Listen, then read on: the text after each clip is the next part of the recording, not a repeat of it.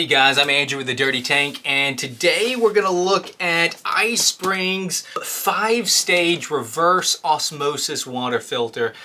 It removes over 1,000 types of contaminants from your water. It removes chlorine and all sorts of stuff, and it can get your TDS down to 0. So you can remineralize it for all your fish or shrimp needs. But guys, let me tell you what I'm personally going to use this for in the fish room here. All right, so if I turn you guys around, the plan for this row here, these 10 gallons, I want to have all Caridina shrimp. And as we know, Caridina shrimp are a little bit more difficult to keep and breed compared to Neocaridina.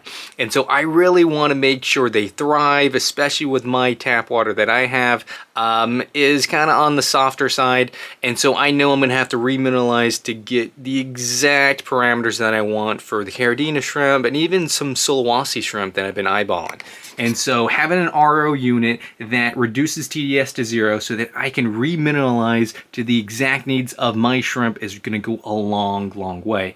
In addition to that, I do have some fish in here that like the samurai gourami, like, these tiger baddies behind the endlers. There's one right there. And some of these barbs, in fact. And then even some of my South American cichlids, like, if we can find the little fella. Oh, he's hiding behind the filter back there. That is an apistogramma.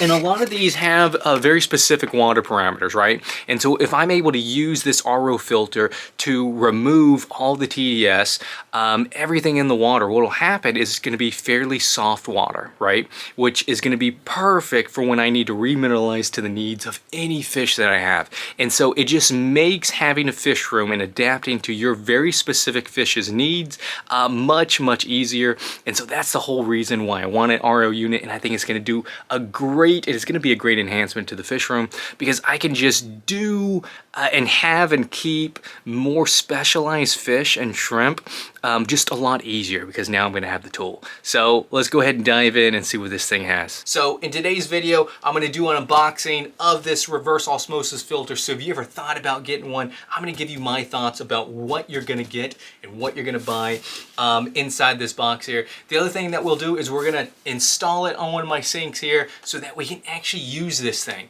I'm going to do a time lapse where I'm going to talk about the difficulty of installation, how good the directions were, and then how well it works also. And at the very end, we're going to test this bad boy. I got my TDS pin, I got test strips, I got pH pin, I got everything. We're going to test if this thing really removes all the different types of contaminants, if we can get TDS to 0, and we're going to even see if we can do it from aquarium water and tap water and kind of compare the difference. So let's dive into it.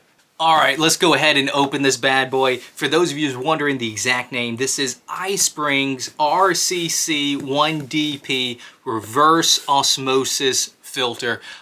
Works best from what they're telling me is for people who have fish rooms or for people who do aquaponics. This is the one that you want. They have different types for different specialties, but this one's for fish rooms here. So let's go ahead and see what's in the box. So I just got this maybe last week it came in the mail.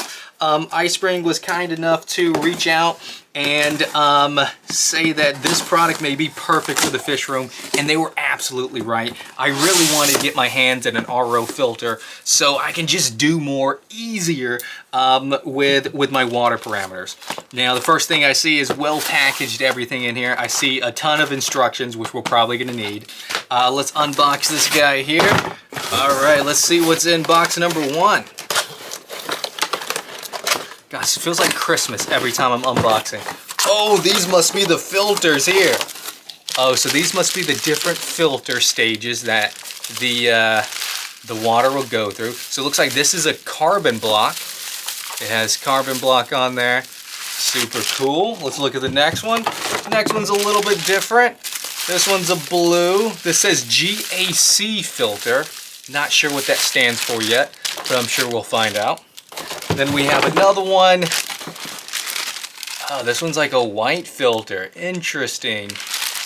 And this one's clear so we can see the water coming through it. Love it. And then it looks like they have different types of tubing that come with it. Not sure what these are for. They're all different colors. All right, we got another box here. Let's take this one out. Oh, we got a few boxes actually. All right, let's open this one up.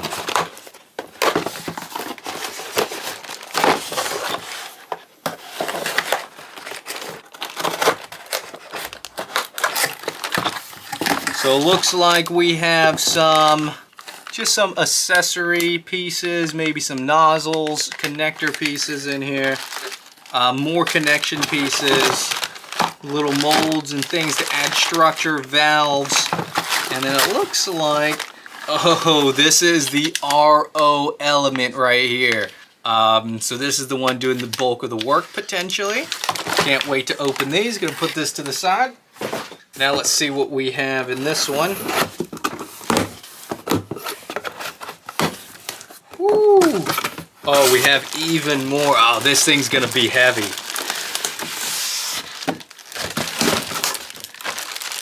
Guys, look at this thing's legit.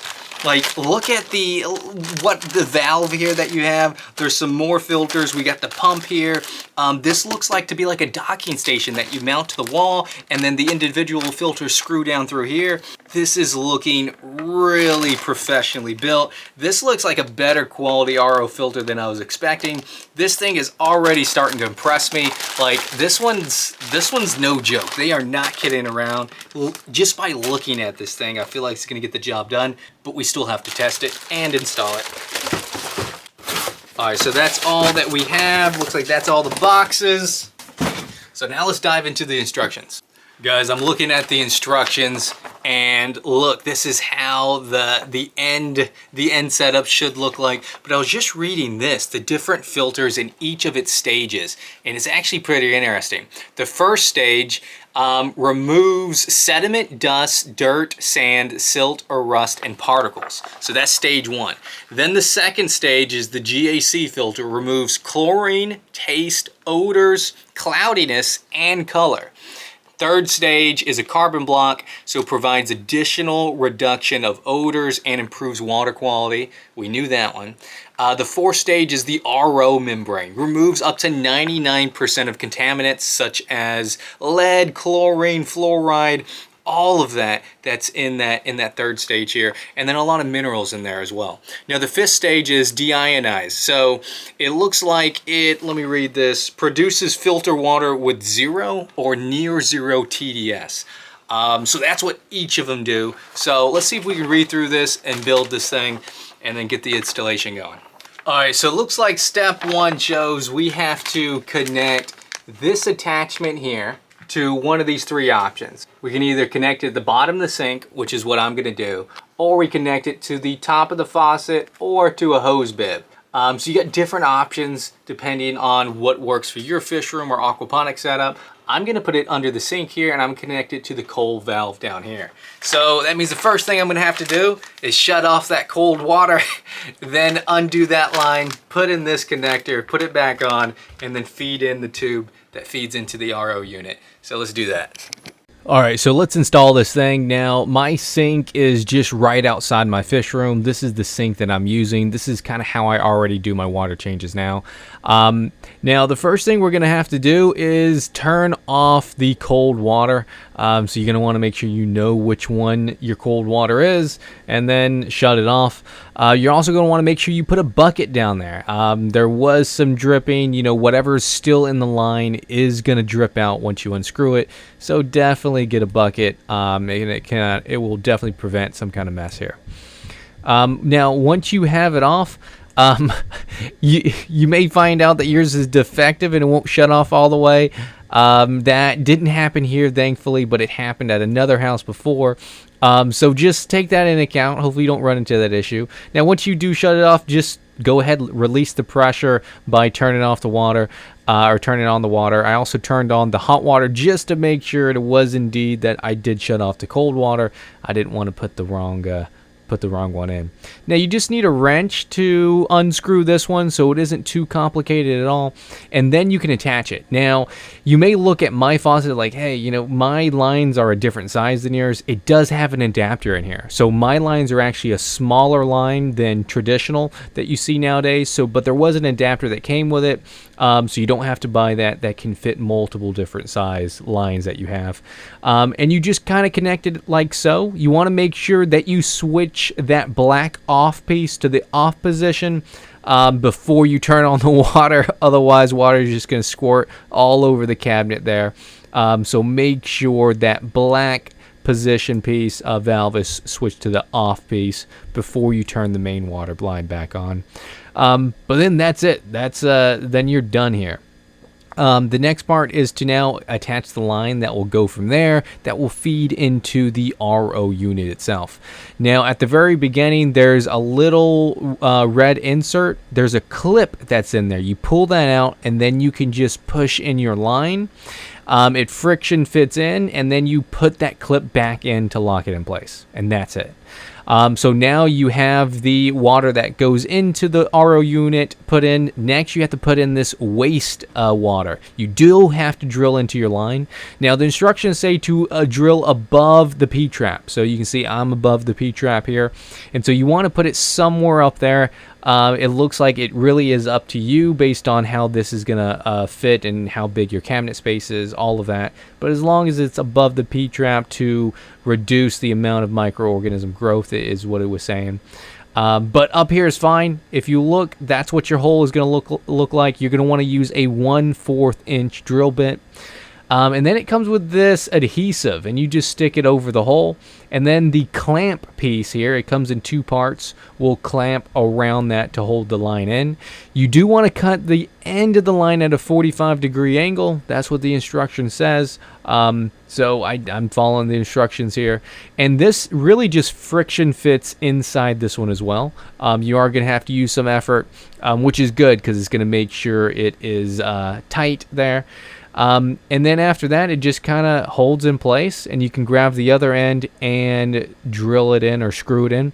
Now it comes with these bolts, and at the other end is a nut, and it actually fits within the plastic groove of the clamp itself, and so you can just use a screwdriver to finish screwing it all in to make sure it's nice and snug and it's not going anywhere, right? Now, after you got that installed, then you can work on the actual system itself. Now, the first thing is obviously take off all the plastic, get everything unwrapped. But essentially, you're going to want to make sure that you attach each of these filters to the correct space there. And the instruction tells you which one goes where. And they're actually labeled, right, on the unit itself. You are going to want to make sure that when you screw it on, that filter is facing the right way. And you want to make sure the O-ring that is within that plastic housing stays where it needs to stay. Now you can see the filter is labeled GAC or whatever it happens to be, and then also on the metal part of the system itself it's labeled that, so just in case you get yours jumbled up, you know where they go. Now this last one is where the O-ring kept coming out, so you definitely want to make sure you keep an eye on that, because that's what's going to make sure everything stays sealed. So I had to actually stand this unit up and then screw it in, and it worked perfectly like that. Now once you got everything put together, you're going to want to install the reverse osmosis membrane. Apparently you're not supposed to touch that, and I had my hands all over it. I didn't read that part till after the fact, so don't do what I did. Don't manhandle this thing. Once you open it, have some latex gloves, or just use like a plastic bag or whatever plastic already comes with this packaging here, and that will be fine. Don't manhandle it here like I am. Do make sure that you put it in the right direction. Look at your directions, and it's going to show you the image so that you can mirror that image in the way that it needs to go, because one way is wrong, one way is right. So just make sure you look at the image there, and then everything kind of snaps into position there. And this is what it should look like when you're done.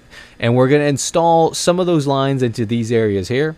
Right, the red is where it enters in, the black is the wastewater, and this blue area is where it comes out, where it's all clean and perfect. Now, before we install that, we also have to install the auto shutoff. Now, if there's a leak in your system, this thing is designed to shut it off. So it comes from the water to the auto shutoff and then goes into the RO unit. Now, the way it works is kind of interesting. It looks pretty like simple. It's essentially this really dehydrated piece of, I don't know what it is, some kind of material, but it's very dry. It sits in there, and if it comes in contact with water, it will expand, which causes that top to go up, which then shuts off the system, or water from going to the system. So I'm going to go ahead and mount the unit inside my cabinet here underneath the sink. Now, you could just hold it up and use 2 pins to mark where the holes are, but I couldn't fit in there, so I had to measure it. But it's really easy, guys. You just need the screws put in the right place, and then you just hang the RO unit on. It's really that simple. Now, you are going to make sure that you want to hang it, a few inches from wherever the ground is, so that you have a little bit to unscrew to be able to replace the filters whenever you need to replace them. Now, whenever it comes to attaching the lines, just the exact same way you did before. You take out the clip, you friction fit it in, and you put the clip back in. And it all matches up. Red goes to the red port, and then the blue hose goes to the blue port, and same with the black line there as well.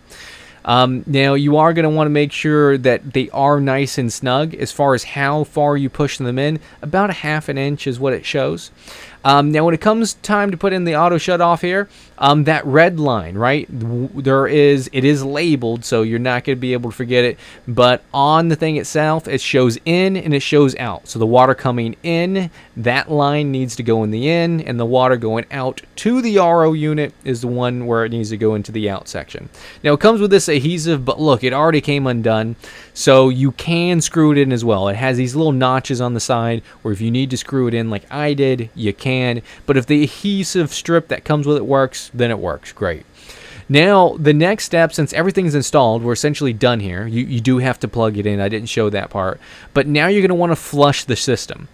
And you're going to want to flush it without it going through the RO membrane. So you mainly want to flush out that carbon block, so the first 3 stages. So what I did is unscrewed the RO top, and I'm just letting it shoot here into a bucket just to make sure it stays clear.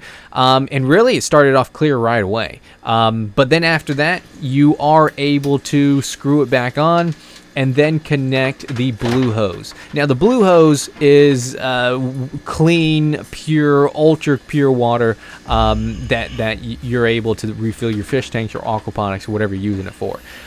So we flushed it, and now I guess it's time to test this thing out. All right, guys, we just finished installing the RO system, and it is... Let me give you my thoughts on the installation alone. We haven't tested it, but we're about to test it after I give you my thoughts here. So installation really seemed overwhelming. There were so many steps, and before I even started, I was like, holy cow, I'm gonna have to dedicate a good bit of time and effort into this.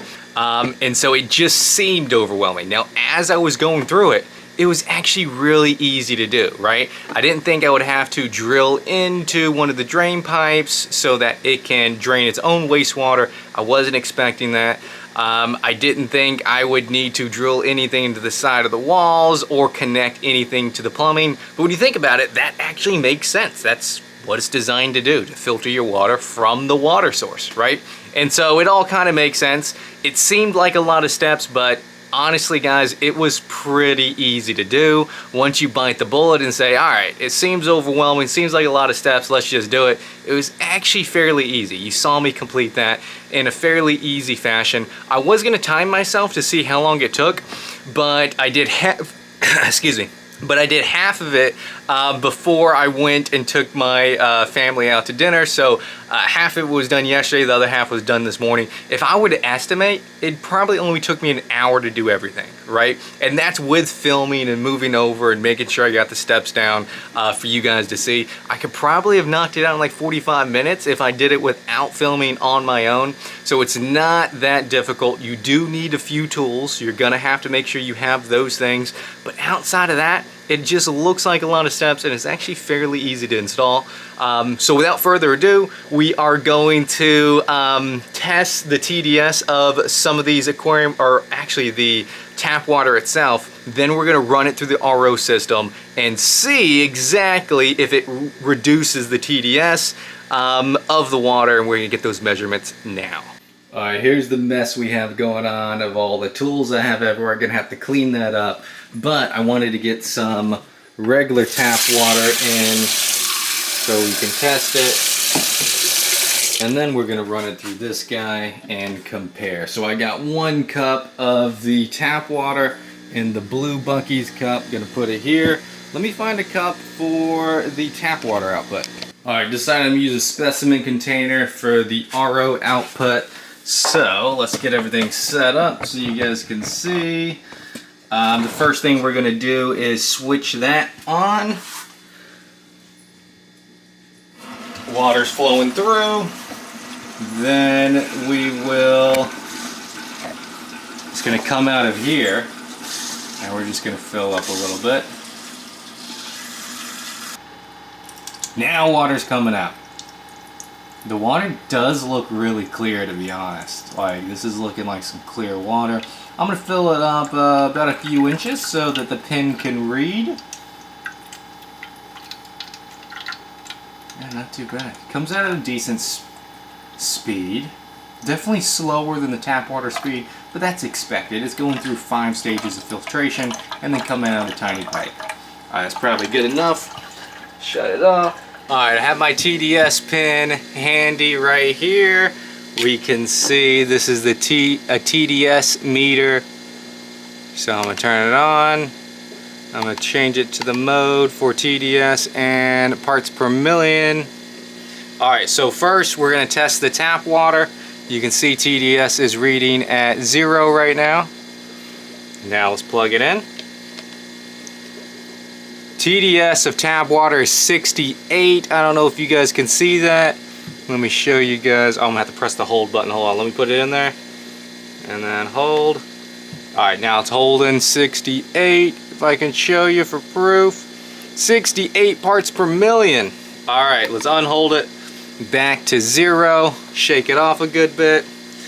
Now, this should be around 0. If it is true, if it's really doing its job, it should be less than 10. So let's plug it in.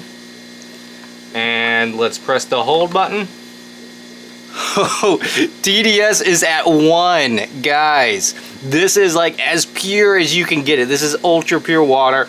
I was not expecting it to be that low. I knew it was going to filter out just about everything.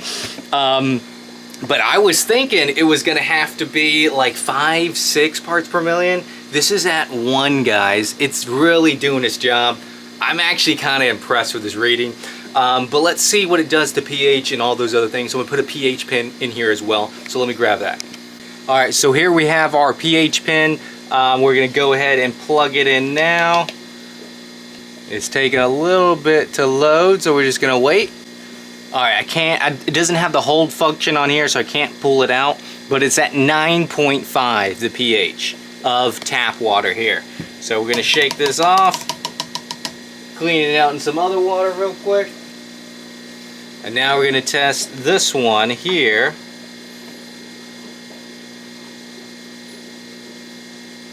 The pH here is showing 9.1.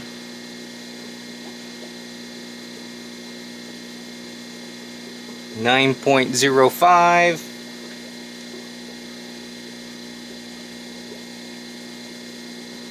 Showing about 9 even. Just under 9 it looks like. Oh, now we're at 8.5. So the pH is still dropping a little bit. We're at 8.8, 8.7. So it looks like it's reducing the pH a good bit. So tap water was about 9.5. Obviously, if you give it about 24 hours, it'll probably gas down to like the 7, 8 range anyways. Maybe even lower, I'm not sure. But through this RO membrane and all the other 5 stages here, we're at 8.58 so far. So it's a good full point. So this is a big difference in pH between tap water and this water here.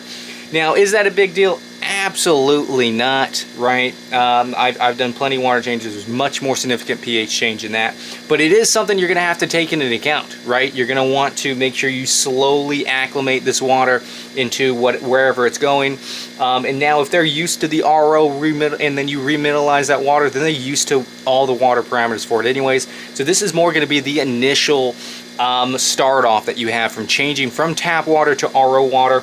That's the only big effect you're going to have. So that first water change, you're going to want to do it a little bit slower, because we're at 8.44 right now, and this was at 9.5 as far as the pH here. So not too terrible, but that is something you're going to have to think about, and it definitely makes sense of what's going on. It's removing all the minerals, which is a lot of its buffering capacity, which is what you want, but obviously the pH is going to drop because of that. Now guys, now that we tested this RO filter and we installed it and we kind of used it for a little bit, I do want to give you my thoughts. Now just a reminder, this is a 5-stage deionization reverse osmosis water filter. And it does seem like it does remove, you know, thousands of contaminants and the majority of all the minerals in there. When we tested with the TDS pen, tap water had TDS of 68 part per million, and the RO water, after it ran through the all 5 filter stages, it had a TDS of 1, which is like ultra pure water. Anything below 10 is like, you know, pure water. So that's really cool that we had that. Now, the other thing that I noticed is it really does stick true when it talked about its enhanced filtration performance, because it had a pump in it, right? And so what I was expecting is for the water flow to start off pretty consistent and then slow down as things kind of got bottlenecked. But I heard that pump kick in and the water flow seemed to be fairly consistent the entire time. Now, according to the statistics here, it says it does pump 150 gallons per day through the RO membrane. So it can produce a good bit depending on how large your fish room is or aquaponics setup. But for me and my fish room, I have about 10, 12 fish tanks. That's going to be a-okay for me. Now, the other thing I really like about this is it does have multiple usage scenarios, right? It reduces the TDS down to like 1 or 0. And it's great for my fish tanks because I can remineralize them. And the other cool thing, it does eliminate the hard minerals, which prevent scale and those spots that calcium buildup that you get on the top of your tank sometimes. That's really difficult to get off. This will help eliminate that, depending on how you remineralize it after the fact. But it really is going to reduce that a good bit for some of my tanks here. Now guys, when I was installing this thing, it really did look overwhelming because there were so many steps, but once I started, it was really easy. The product itself and all the little pieces, although some was made out of plastic, some out of metal, it all seemed high quality. It all fit together. I didn't really have to jam anything.